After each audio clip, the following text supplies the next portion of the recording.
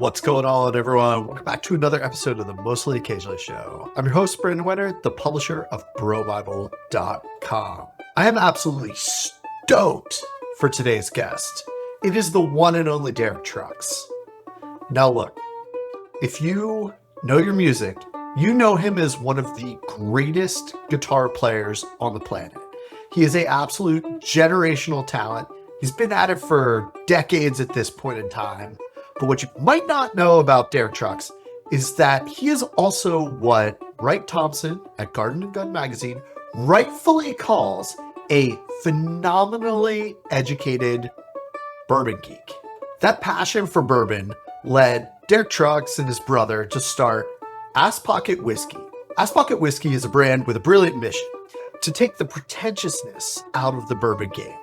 Their philosophy is super simple. Just a great whiskey should be shared and not collected and stored away for a rainy day that you never get to.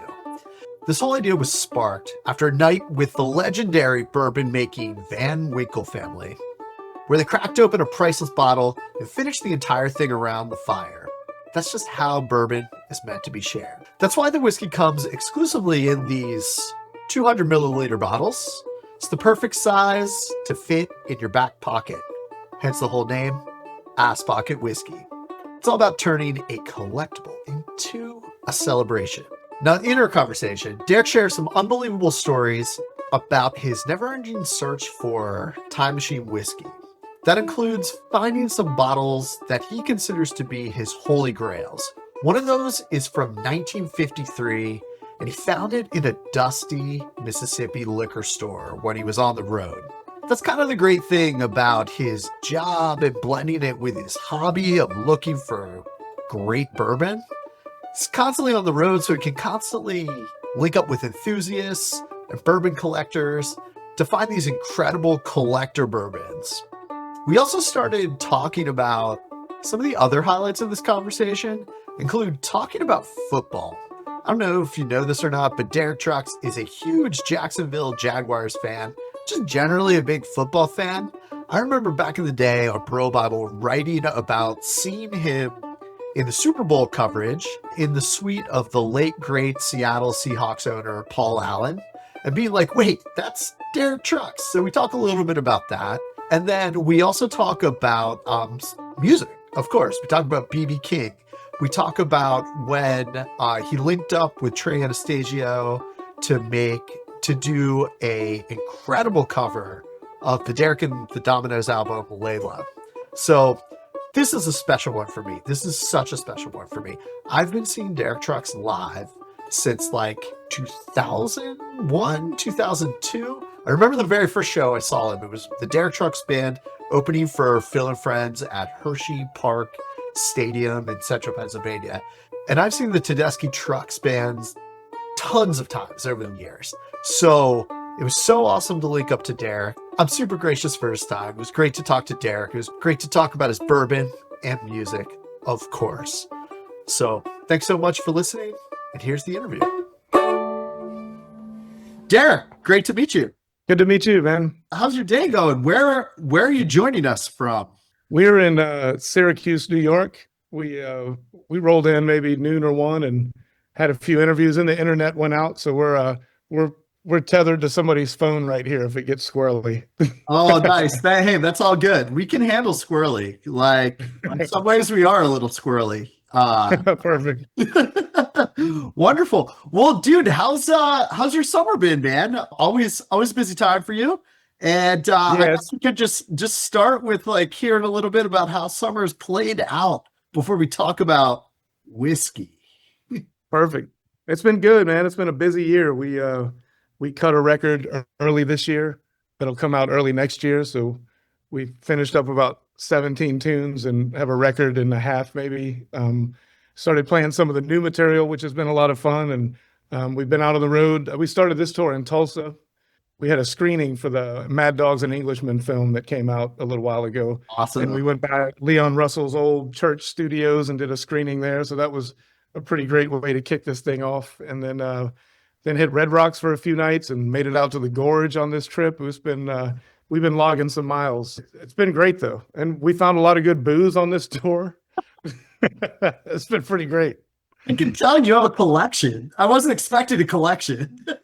Yeah, well, we just last night we played in Cincinnati, and the day before we had a day off in Covington, Kentucky, right over the bridge. And there's a few incredible bottle shops there. There's one called Revival that does vintage spirits. And Yeah.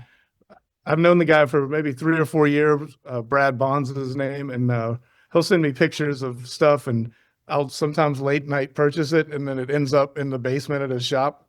And so we woke up yesterday morning in front of the shop. Our hotel happened to be right there. So Nice. I went to the basement and found some of the old hooch that I bought over the last 2 years.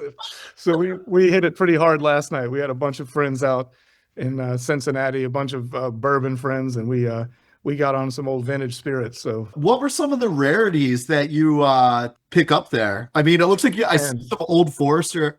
Some old Forester there, and got an old Forester from 1978. We got gosh, this Lawyer's Pride, which is like some weird special bottling by the Willett Company. Yep. And maybe this is probably early 80s. And then there's this Old Crow, ass pocket size. Yep. From I think early 80s as well. But some pretty good stuff. And then the last release we did of the APW, we were sipping on all of that. What are some of the origin stories? Where were they? I love like whenever people find these things in like storage units or like a basement at an estate sale or something like that. So that's what this guy does. He scours the country and drives all over the place. It's like American Pickers for booze. And so he ends up with a lot of crazy collections. He had the old mayor of Philadelphia, who was maybe straight gangster back in the day. Frank Rizzo was his name. He had about 30 boxes of old Cuban cigars that came out of his warehouse. So we had a few Frank Rizzo cigars last night. It was pretty epic. Wow. Like a 50-year-old cigars. It was quite a night. So we slept in on the bus today. It was a slow start. So like 45-year-old booze and 50-year-old cigars. Yeah, that's not every night, but it was last night, so that was quite fun. So but once we crack these, I mean, they'll last for a while, but the more oxygen on them, you run the risk of them kind of turning the corner. So we'll probably polish these off before the tour is over, just to be safe.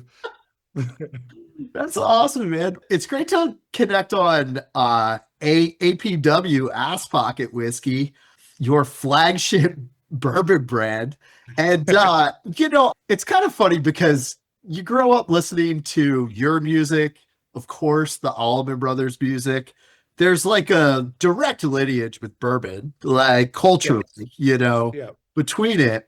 Whenever Ashley told me last year about like that you were doing a bourbon, I was like, of course Derek's doing it. It was like the most obvious thing that had never happened, Well, it's fun because me and my brothers, but mainly my closest in age brother, David, I guess about 15 years ago, we really got into the kind of history of bourbon and searching it out. And us being on the road, I was able to, on days off, just look for old funky liquor stores and see if there was any like gems. And until about 10 years ago, you could find some pretty incredible stuff out there. Yeah. And my brother was great at scouring North Florida and Georgia, where we are. And so we amassed a pretty great collection of really high-end bourbon, all for retail or less. Like he was finding, we were finding cases of Weller 12 for $29-$39 a bottle, like back when that was when it was still doable. And then that ship sailed, and it was the party was over. So we're still sipping on the old stock. And then that kind of led to us wanting to do APW. It's kind of an excuse for us to find some really kind of high-end bourbon and kind of side door it and sell it in smaller bottles so it's not astronomically priced. And right now, if you find a good bottle in a store, like one that you used to snatch up, they're asking $1,100-$1,200. Like, you're just not going to do it. This doesn't feel good. So, yeah. Like the old bottles too, they're gone. Collectors have really scoured. My buddy Aaron Goldfarb wrote a book, Dusty Booze, about like it's tapped. Like every region is tapped at this point. I think we got there at the tail end of it. Probably the last 5-6 years is when we were maybe getting into it. So But we were lucky that we still got to experience that because it was an incredible thing when it did happen. But yeah, it's that game is over. What were some of your coolest bourbon scores then? Like, or like specifically like where? Because I feel like So, a big part of it is almost like a scavenger hunt, you know? man, I have one that almost is not believable, but this is a true ass story. The I think the first public, this was later in the game than any other score we ever had. The first show me and Sue did coming out of the pandemic was in Indianola, Mississippi for BB King's museum. And the BB King's museum is on the site of the old cotton gin and plantation he worked on as a kid. They turned it into his Wow. museum, which is just like an incredible Yeah. to begin with.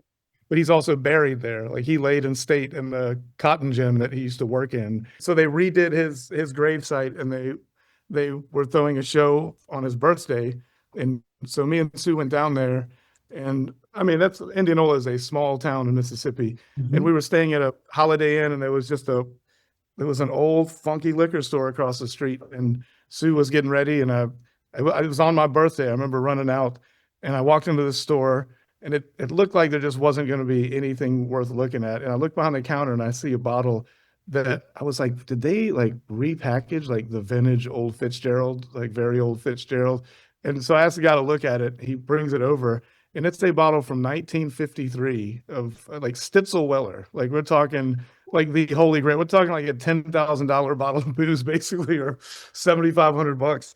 And I'm looking at it in disbelief, and it says specially bottled for somebody named Baby George, and I think it was barreled in 53 and bottled in 61, maybe something like that. Oh my And gosh. so I look at this bottle, and I'm almost shaking, and I was like, so how much? And he's like, I don't know. I don't even know if it's any good. Like a collector maybe pay $50 for it. And he's trying to run the the UPC code, and of course it's not ringing up. Right. And I'm thinking, I can't give this guy $50 for this. Like, somebody left this here, and like he's gonna get fired. Like that's bad bourbon karma. And I was like, how much do I have on me and so I run back to the room, and I get some cash. Between me and Sue, we have like $700. And I was like, dude, I'll give you $700 for this.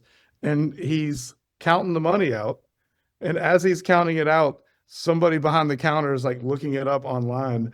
And he puts it in a bag and hands it to me, takes the money, and then takes it back. Like this deal happened, and then he took the damn bottle back. And I'm just like, no, that's not cool, man. I could have walked out of here for $50 earlier. Like this is in good faith, I think it was 1,200 I brought back. Actually, it was like a reasonable amount of money, most I've ever paid for a bottle. And then so Sue hears about it. She's pissed. She's not digging the way that went down. So see, I was like, I'm not letting you go in there, Sue. It's not happening. So we just kind of let it go. We go to the show that night. It's an amazing event. It's you're at BB's grave. You're playing BB's guitar. Like this whole thing is over the top. And we walk off the stage, and I see the people from that liquor store. They're there with their kids, and they see us, and they didn't, and all of a sudden they had our number because I told them before, like, I'm going to buy this bottle from you. So he calls us back, and he felt bad about the deal going the way it did. He brings it to the hotel at like 2 a.m.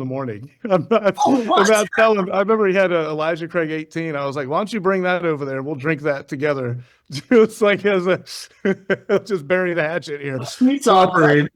Yeah, so I took that bottle, that old Fitzgerald from Indianola, Mississippi, and brought it back to the Van Winkle family because that's the juice that Julian is trying to make. That's the stuff his grandfather made. And oh my gosh. I just felt like, when am I going to pop this? It's kind of too nice to drink. So, they had to be, dude, the family had to be so excited. Like it was pretty cool to be able to deliver it back to him. That was a cool moment. It felt like there's musical history with our family, and like every once in a while an instrument will pop up that has some connection to the family, and it's always cool to at least put your hands on it. So I felt the same way with their booze. Dude, that's amazing. Like, I have some pictures of it too. I'll send it along. I'd love to see it. Like, I have some BB King questions here in a second. Like, but I want to ask one more question on the whiskey. When you were working on kind of formulating it and the blend and everything, did you have something in mind that you wanted to, because I had last year's release when it first came out. It's Yeah. great. It's great drinking, like just a Yeah. wonderful sippy whiskey. I'm kind of curious, like, what was your direction? Well, we all of it is all of it's 10 years or above. Well, we did one 9 year. The new release is the 9 and a 15. It's the flavor profile that me and my brother are just always searching for. I mean, we're always looking for, well, I mean, we love the weeded bourbon. Our first release was not a weeded bourbon. It hit the same way. I mean, we love like the Weller 12, a Michter's 10, any of that stuff. I love the old Grandad 114. I mean, Oh I man. like it's pretty across the board, the stuff that we're into, but certain sipping whiskeys just they hit. They're complex. You taste 5, 10 different things in it, and it stays with you. I don't love the alcohol forward stuff. So we're Yeah. even though our second release was 122.5, like that one smacks you in the mouth. But that was for Christmas to get you through the holidays. When we go out searching barrels, sometimes you're in a specific place looking. When we're sourcing them, usually me and my brother will start with like 30 different selections, and they're from different producers, and we just blind taste them, and we kind of always land in the same 2 or 3 spots, and then we give it some time, and then once we narrow it down to our favorite of the bunch, we usually reach out and have them send it to us proof 3 or 4 different ways. I always like, Yeah. I love a 10-year 100 proof. There's something symmetrical and great about that, and it just reminds me of those old bonded great whiskeys from the 60s and 70s, even earlier. So we always start there, but I like some of the low proof stuff too. So we'll taste them once we pick the juice that we like, we'll taste them at 3 or 4 different proofs, just to find that sweet spot. Cause some of them just kind of sing in different places, and you can do it yourself, with just throwing some water on it, but it's kind of nice to have them proof it and send it out to you that way, so you know what you're getting. So that's usually the process.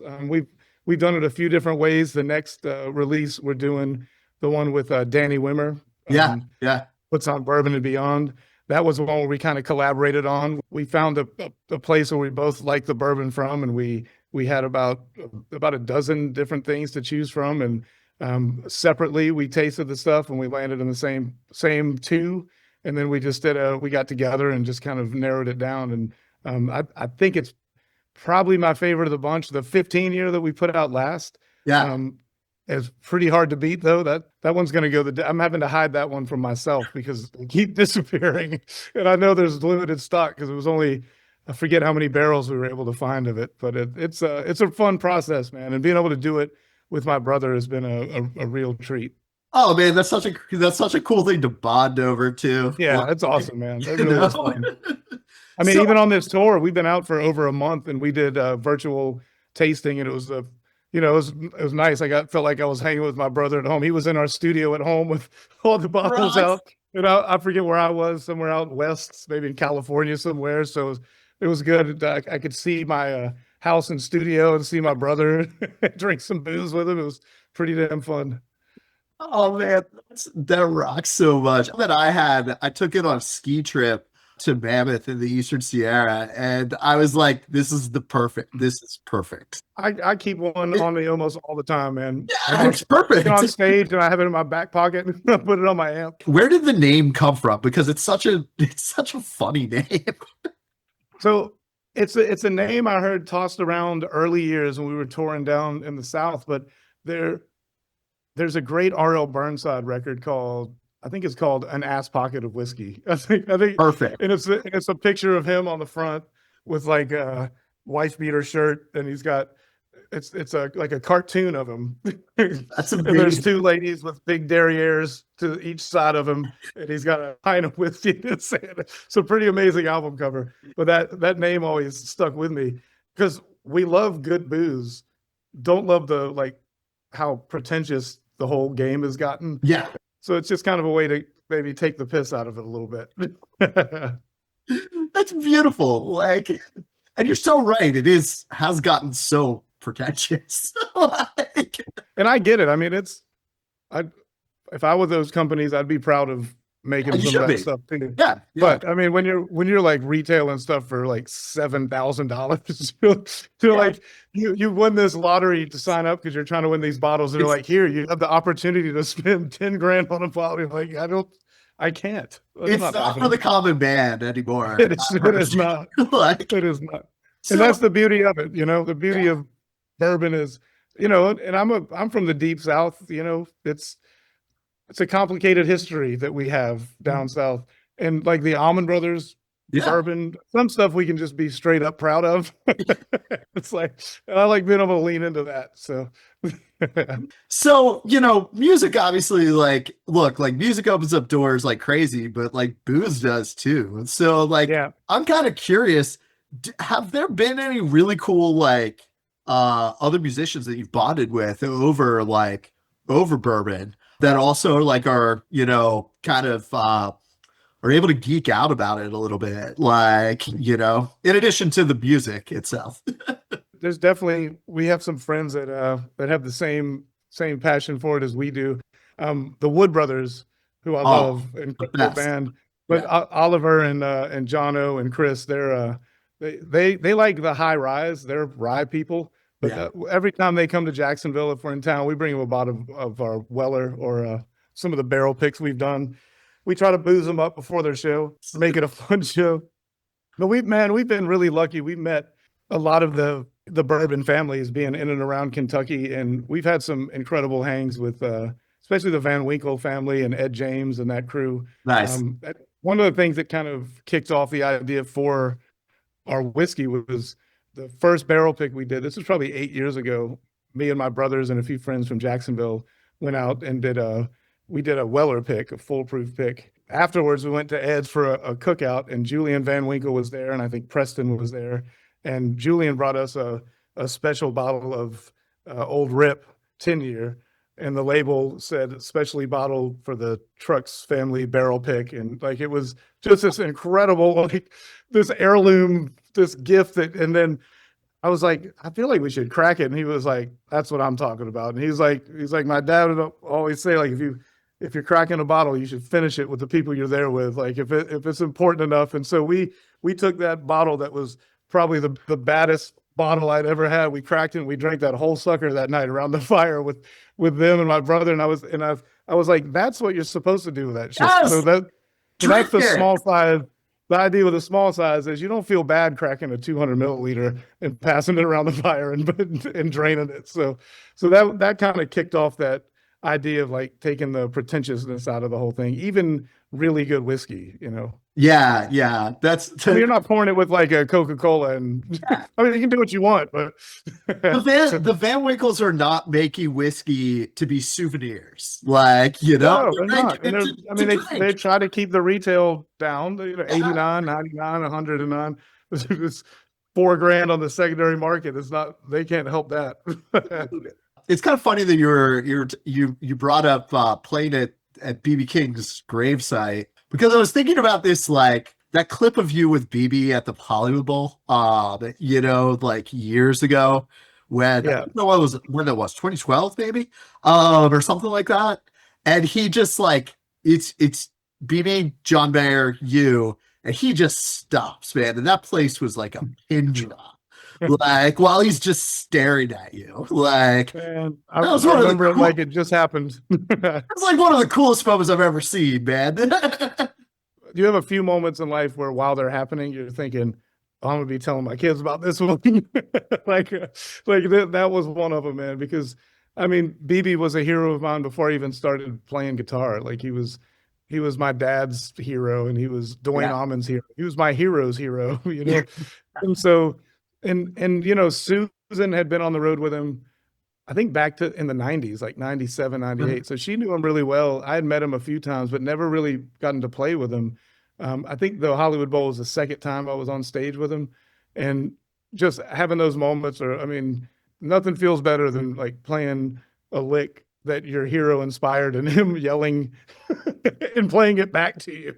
It was pretty fucking cool. It was like shooting hoops with Jordan or something, and it'd be like, nice shot, like nice mid-range shot. Like, thanks, man. I've been working on it. So, no, BB's drummer, who was there at that show, he played with him for 32 years, Tony Coleman. He was out at a show earlier this tour, and he was reminiscing about that night because it was when when we're off the air, there's some pretty great stories and backstory about that whole Love it. hang.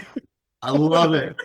But BB was a rascal too, man. He was the best. He was the best. I Dude, mean, all those BB stories of and Willie, BB yeah, popping up like they're the best. Like, dude.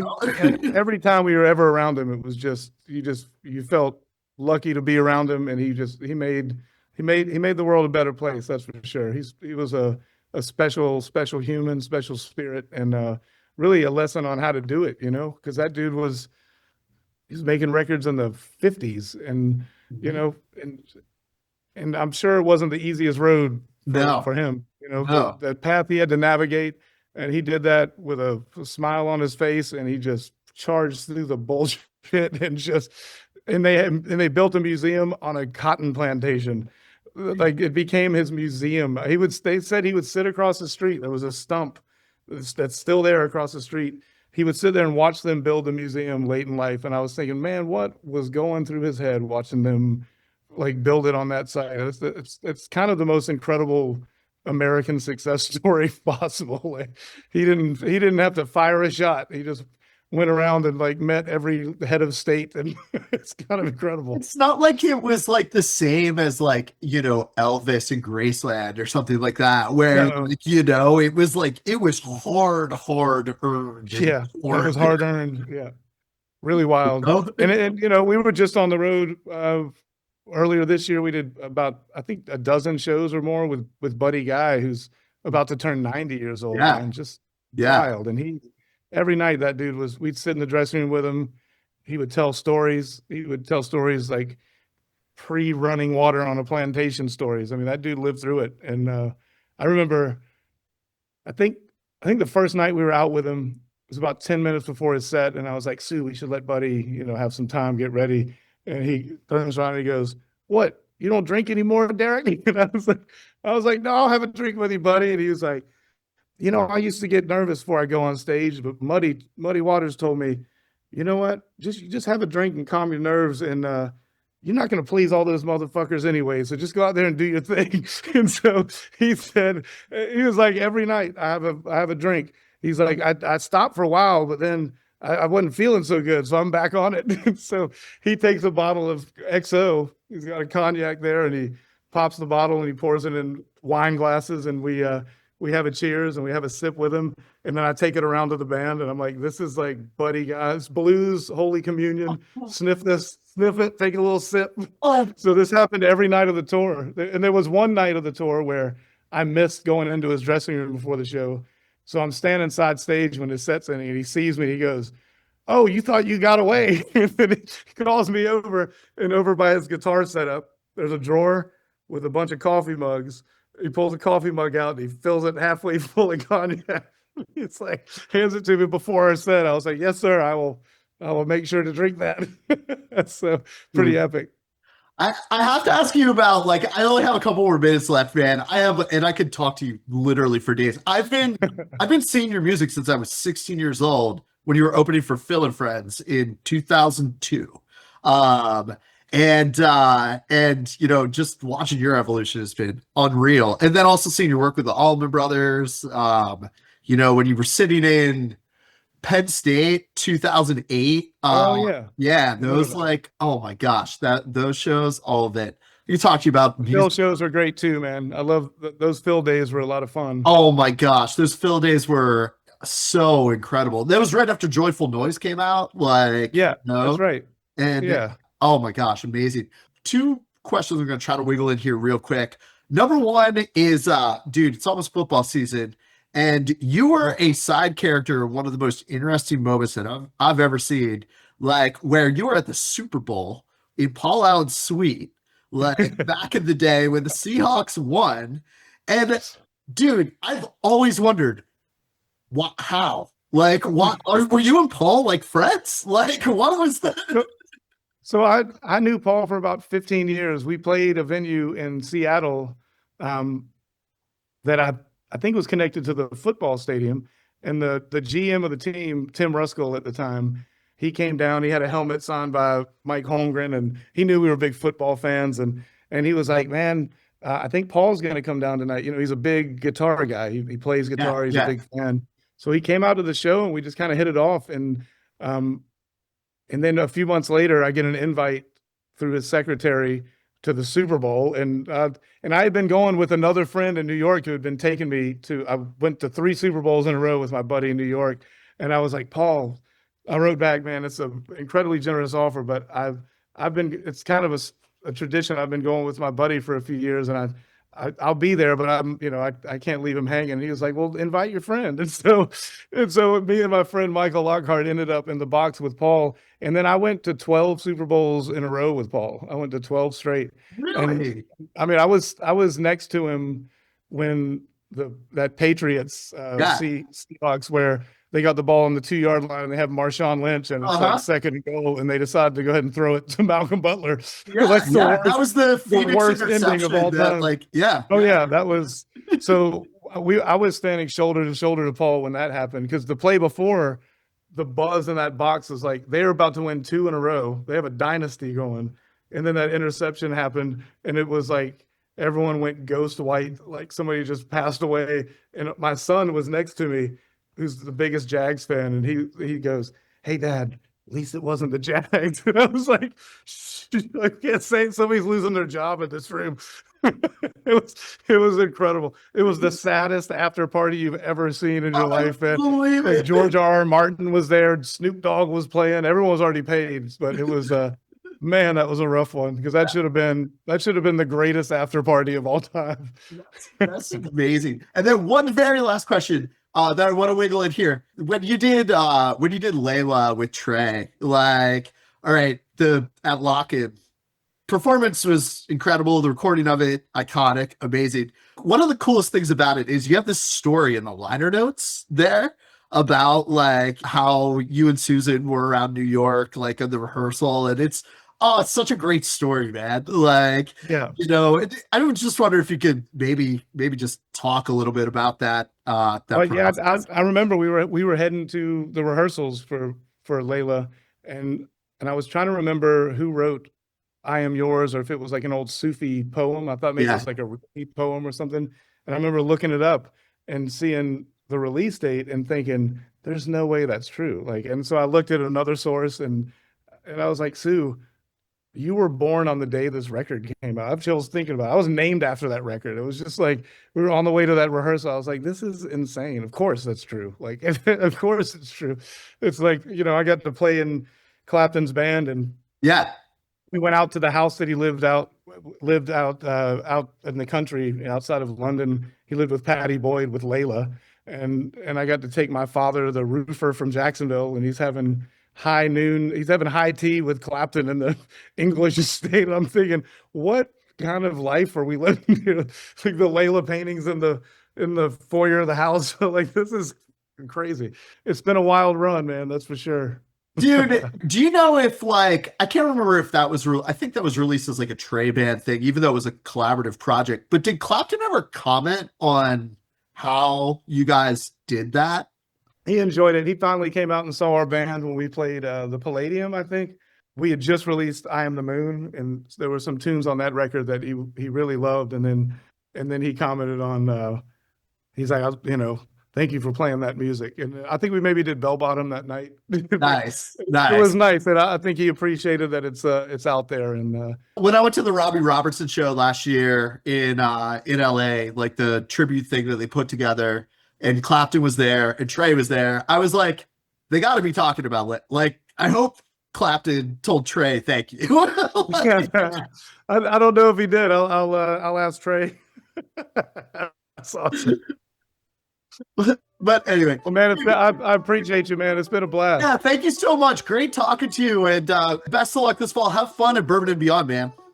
Hell yeah, looking forward to it. Cool. See you, dude. Have a great afternoon. All right, you too.